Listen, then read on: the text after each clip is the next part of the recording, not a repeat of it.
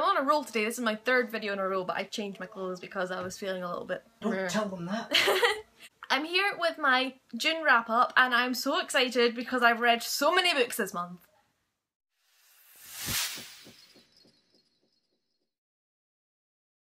You'll remember the last, 2 months? I've read 3 books. I've read 6. And 3/4. I've given myself a time limit of 10 minutes to film this video. I'm already on 1. Here we go. The first book I finished in June, I finished on the 2nd because I was already like halfway through it when the month started. And that is Magana by Maria Davana Headley. This book is so good. I was sent it by HarperCollins because I asked for it because I really wanted it. It was as good as I thought it would be. I couldn't speak, I was so excited. It's about a girl, Asa Ray, who... Asa, something Ray Boyle, Kel.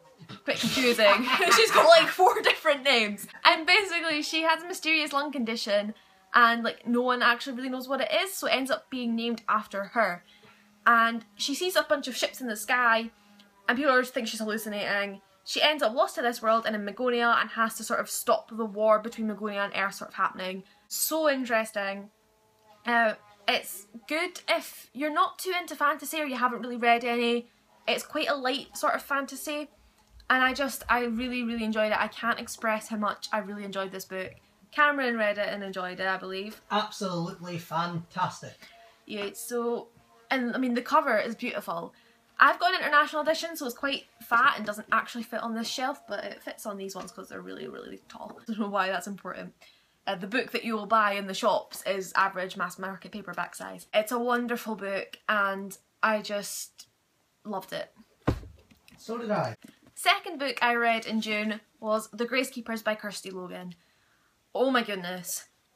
I've had this book for months. Courtney and I decided that we wanted to give Sasha and Ben this book even though we'd like not really started reading it.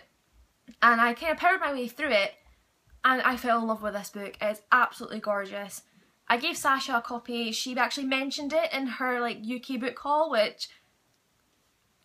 yeah, so exciting. And she looked like she was really looking forward to reading it, which is so, like, I'm just so happy I picked a book she's actually interested in.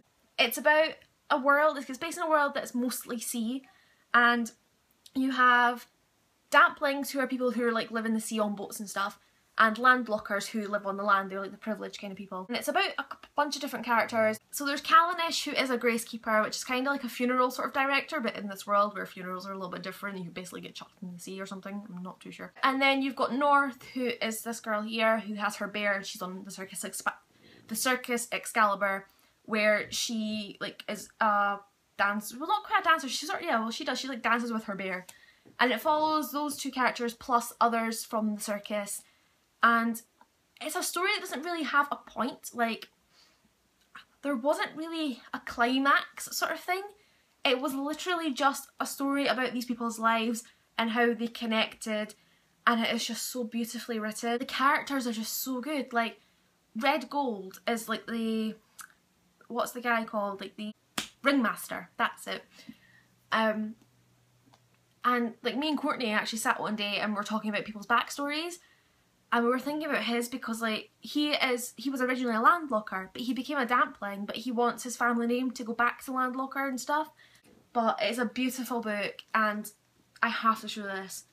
The dust jacket is gorgeous, but so is the actual book itself. If you see this, please pick it up. The American edition, which I believe is paperback, isn't as pretty as this. The third book I read was Mystery of the Clockwork Sparrow by Catherine Woodfire. Wonderful kids, like 9 to 12 kids book, sort of murder mystery, crime fiction. It was just really, it's really good. Like even if you're an adult, like if you like your sort of Agatha Christie sort of stuff, it's wonderful. Clockwork Sparrow goes missing, and one of the shop workers kind of gets the blame for it, and she ends up with her friends figuring out who committed the crime. And the manager of the department store is called Mr. Cooper, and my manager at work is called Mr. Cooper, so it was quite funny. It's set in 1909 London, and my favourite part is that the department store, although it is fictional, the author imagines it to be where the Waterstones at Piccadilly is, so I just like that little tie-in because I work at Waterstones. Basically, whatever age you are, if you like a bit of crime fiction and just like a good little read, pick this one up. The fourth book I finished in June was Ways of the Doom by Maura McPartlin.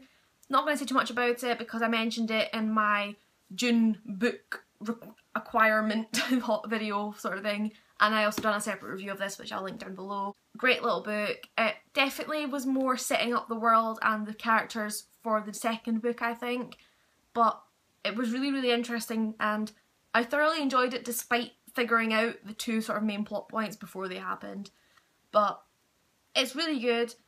It was written in the aim to encourage boys to read more than girls, like not to read more than girls, but to encourage boys' love of reading. And I definitely kind of felt that way, like, but I don't know if that's because I knew it was aimed towards guys rather than girls and stuff, but I really like this book and I'm really looking forward to the second one. The fifth book I read in June was A Darker Shade of Magic by V.E. Schwab. This is my first proper fantasy novel that I've read, like adult fantasy. It took me quite a while to get into. I don't know if it's because I'd started to read it, didn't get into it, put it aside, picked it up again, and just told myself to force my way through it. And I don't know, I enjoyed it, but at the same time I was just kind of like, meh. Like, I think it's been overhyped. I believe it's going to have a sequel or, you know, part of a series, I'm not too sure. It was really, really good. It was quite mysterious, like I wasn't too sure what was going on. I wasn't really sure what was happening and like stuff. I really don't know what to say about this one actually. It was good, but I do feel it was probably overhyped. Maybe just wasn't the right time for me to read this, maybe just wasn't my sort of thing.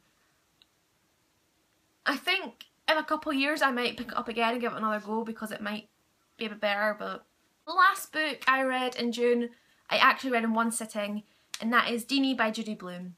It's about a young girl who has, like, got a gorgeous face, her mum wants her to be a model, and she ends up with scoliosis and has to wear a brace, and it's just kind of like how she deals with that and stuff. I don't think I quite like the way it was written. I didn't quite like, it was narrated by Dini, I just think I didn't like her. I do love Judy Blume and I enjoyed the book and I'd read it in an hour and a half, like in one go, so there we go. I got halfway through City of Ashes and about a quarter of the way through The Time in Between by Nancy Tucker. You know what that one's by. I'm almost finished 7 books this month, but those are my 6 I finished.